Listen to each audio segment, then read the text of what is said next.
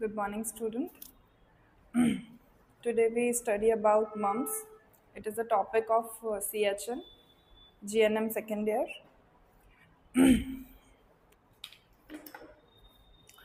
Yesterday I teach you about pertussis.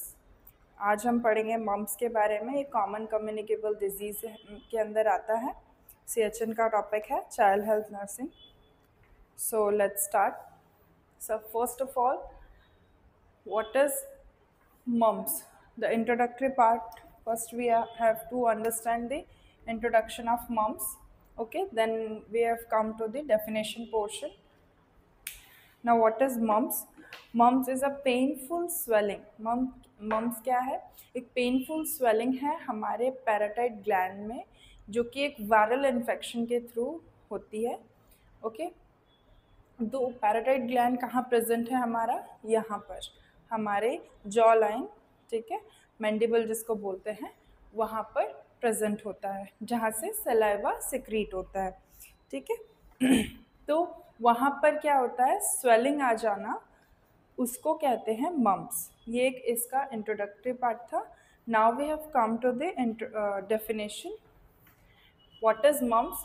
Mumps is characterized by painful swelling of the salivary gland and frequently involvement of CNS. मतलब ये क्या है? Mumps क्या है? यहाँ पर painful swelling है, ठीक है, सिलेवरी ग्लैंड में, और फ्रीक्वेंटली इन्वॉल्वमेंट किसका हो रहा है? CNS का, सेंट्रल नर्वस सिस्टम का. ओके, नेक्स्ट, ये एक वायरल इन्फेक्शन है, पैराटाइड ग्लैंड में इन्फेक्ट करता है, ठीक है, और इसका सोर्स ऑफ इन्फेक्शन क्या है? सलाइवा. ओके, और इसका सिम्टम्स क्या है? कब अपीयर होते हैं ये? इसके सिम्टम्स अपीयर होते हैं 2 से 3 हफ्तों में, ठीक है, 2 to 3 वीक्स. और इसका इंक्यूबेशन पीरियड क्या है? ये कितने टाइम तक अपना इंक्यूबेशन पीरियड, मतलब अपनी कॉलोनीज बनाता है? ये इसको 12 से 24 दिन लग जाते हैं अपनी कॉलोनीज को डेवलप करने में. तो ये था क्या? इसका डेफिनेशन. तो इसकी पूरी डेफिनेशन हम कैसे लिखेंगे कि mumps is characterised by painful swelling of the salivary gland and frequently involvement of CNS. Mump is a viral infection in parotid gland. Source of infection of mumps is saliva, है ना. Symptoms appear, mump symptoms is appeared after 2 to 3 weeks, and its incubation period of mumps is 12 to 24 days. Okay, this is the definition of mumps. Okay, now we have come to the sign and symptoms of mumps.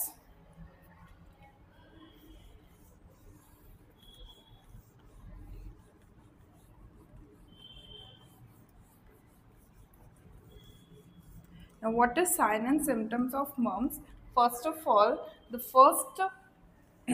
very first symptom, because of swelling, because of pain, the fever can be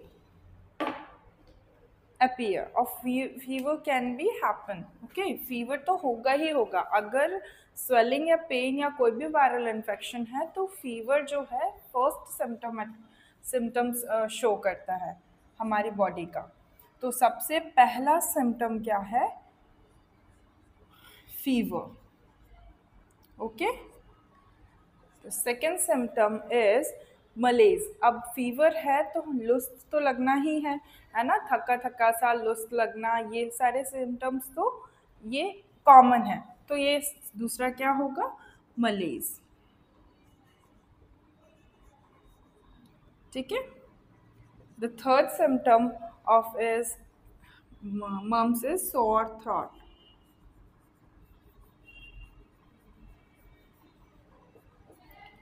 और ये भी अगर किसी किसी के contact में आ गए, तब भी ये दूसरे को इन्फेक्ट कर जाएगा. जैसे अभी हम कम्युनिकेबल डिजीज़ कॉमन में पढ़ रहे हैं, तो ये कम्युनिकेबल डिजीज़ ऐसा ही होगी कि एक से दूसरों को ट्रांसफ़र होगी. तो ये सारे डिजीज़ में ये कॉमन होगा. ठीक है. Next is tenderness and pain. ठीक है. स्वेलिंग. ओके, टेंडरनेस,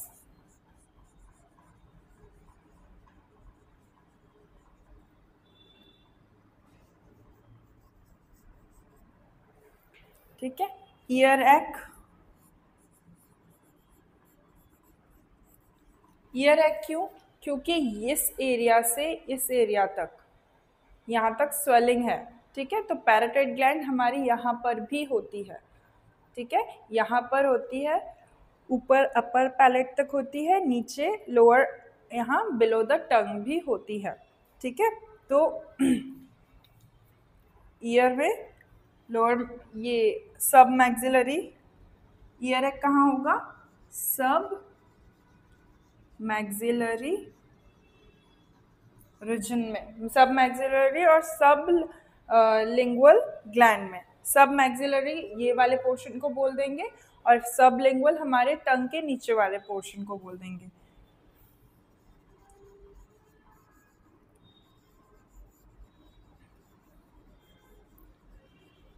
ओके, सब लिंगुअल ग्लैंड। उसके बाद क्या होगा? Difficulty in सॉलोइंग।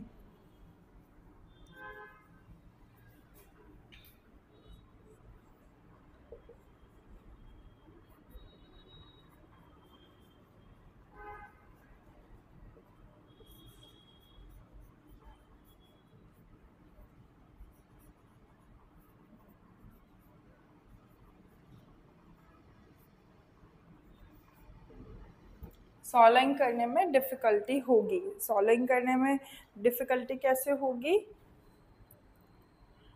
कैसे होगी? क्योंकि ये वाला जो पोर्शन है, ये वाला जो पोर्शन है, यहाँ पे क्या होगा? यहाँ पे स्वेलिंग भी आएगा, ठीक है। ये वाला जो पोर्शन है यहाँ पे क्या होगा? स्वेल्ड हो गया। तो जो भी चीज़ हम इनगल्फ करेंगे या जो भी चीज़ हम अंदर लेंगे उसमें हमको पेन होगा। और तो और इसका क्या है? सॉर थॉट भी है, तो इस वजह से क्या होगा? पेन होगा। तो डिफ़िकल्टी उसमें जाएगी। सॉलोइंग मतलब कुछ भी खाने या पीने में पेन होगा, राइट। तो ये क्या हुआ? Sign and symptoms of mumps. Okay, now we have come to the prevention of mumps.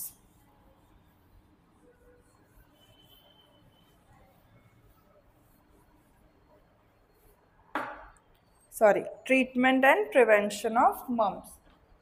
Okay, first of all we have to see about treatment.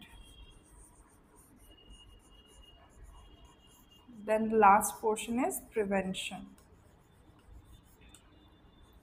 Now what is mumps treatment? सबसे पहले कोई भी communicable disease है तो उसमें क्या करना पड़ता है? हमको आइसोलेशन करना पड़ता है। आइसोलेशन मैंने आपको प्रीवियस डिजीज़ेस में भी बताया है कि आइसोलेशन क्या है? अपार्ट फ्रॉम, मतलब हमें क्या करना है? उसको क्या करना है? अलग करके रखना है ताकि वो औरों को ना फैले। तो सबसे पहला क्या होगा? Isolation of the child.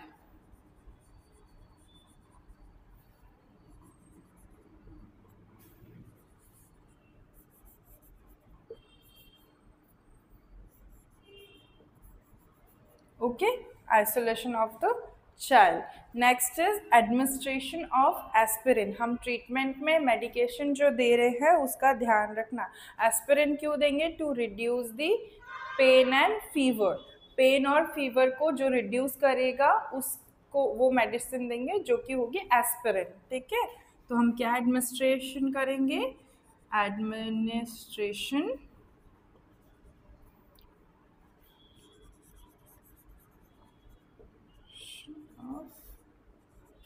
Aspirin. यहाँ पे एस्पिरिन क्यों दे रहे हैं? To reduce the pain and fever. Okay, यहाँ क्या होगा? पेन और फीवर को रिड्यूस करेंगे। उसके बाद क्या होगा? Increase the fluid intake. Increase the fluid intake. क्यों? क्योंकि यहाँ पे उसको सॉलो करने में डिफ़िकल्टी आ रही है, वो सॉलोइंग नहीं कर पा रहा है, तो सॉलोइंग नहीं कर पा रहा है तो उसको आईवी फ्लूइड या फ्लूइड्स तो हम लिक्विड चीज़ें उसको खिलाएंगे या फिर लिक्विड चीज़ें देंगे जिससे कि उसकी बॉडी में स्ट्रेंथ बनी रहे. Okay, the last portion is provide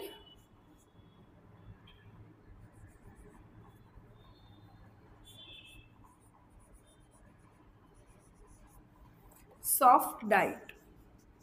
अब यहाँ पे सॉफ्ट डाइट क्यों देंगे?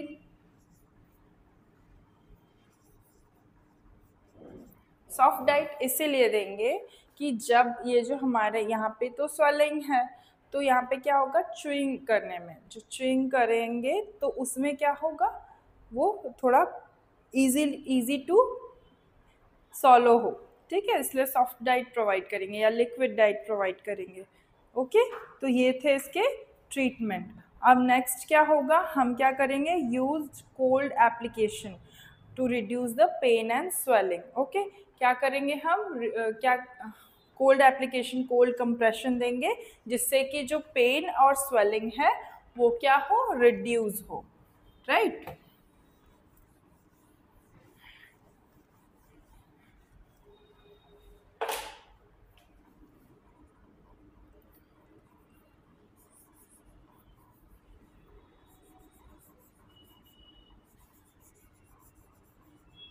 Application should be provided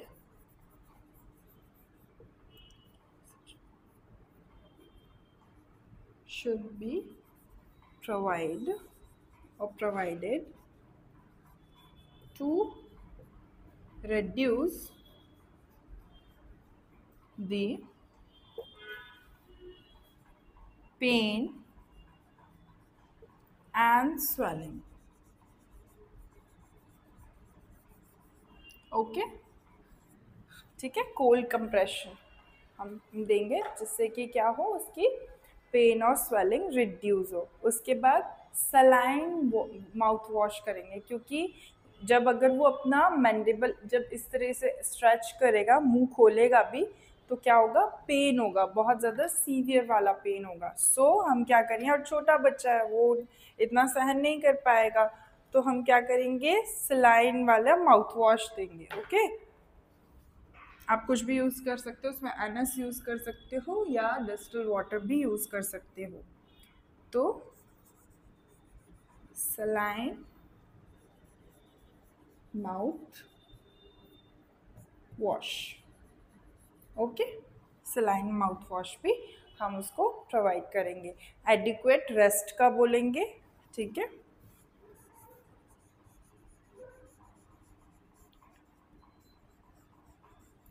adequate rest का बोलेंगे. उसके बाद लाइंग डाउन पोजीशन बोलेंगे जिससे कि उसकी स्वेलिंग है वो थोड़ी रिड्यूस हो. मतलब हमेशा उसको लिटा कर रखेंगे ताकि उसको कंफर्टेबल पोजीशन मिल सके. ओके, और हाँ, अगर नियोनेट है तो उसको क्या करना है, लाइंग डाउन पोजीशन में ही उसको ब्रेस्ट फीडिंग करानी है. ठीक है, तो क्या क्या होगा यहाँ पे,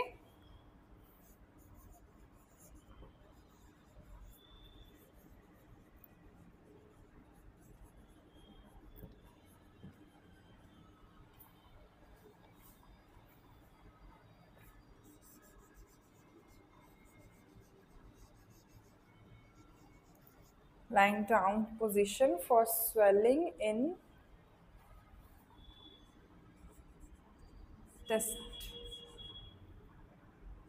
testes and breast. अब यहाँ पे टेस्टिस एंड ब्रेस्ट का क्या फंक्शन है, मैंने यहाँ पे इसलिए ये लिखा हुआ है कि ना जब मम्स होता है तो टेस्टिस में भी स्वेलिंग आ जाती है, क्योंकि हमने इसकी डेफिनेशन में पढ़ा था कि इसका किस में इन्वॉल्वमेंट ज़्यादा हो रहा है, सीएनएस का.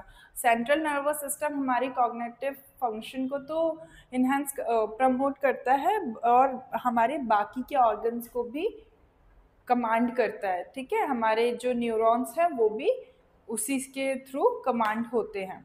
ठीक है, इसी वजह से यहाँ पे क्या हो रहा है, ये वाली पोजीशन देनी, क्योंकि यहाँ पे टेस्टिस और ब्रेस्ट में भी स्वेलिंग है तो उसको कौन सी पोजीशन देनी है, लाइंग डाउन पोजीशन देनी है।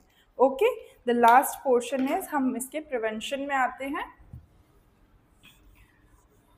What are the prevention of mums?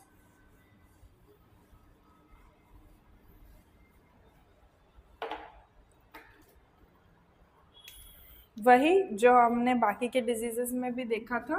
क्या है सबसे पहला प्रिवेंशन, क्या है कि isolate the child to prohibit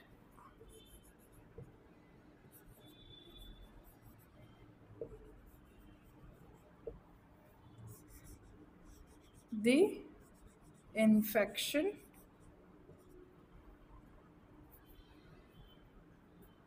okay. Then the second thing is, do not allow non-infected children. Okay, I write it here so you may understand. Do not allow the non-infected person or children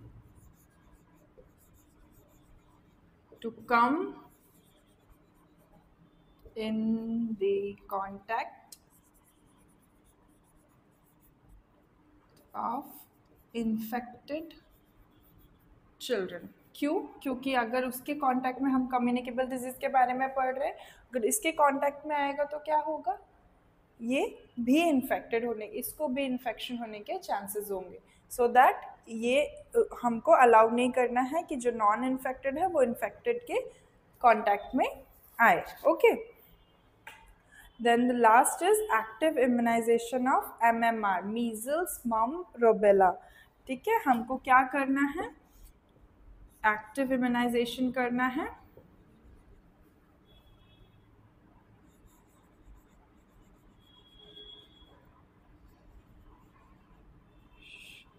of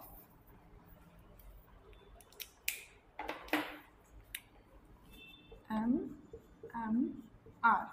Now what is MMR is? MMR is denoted as measles, mumps, rubella.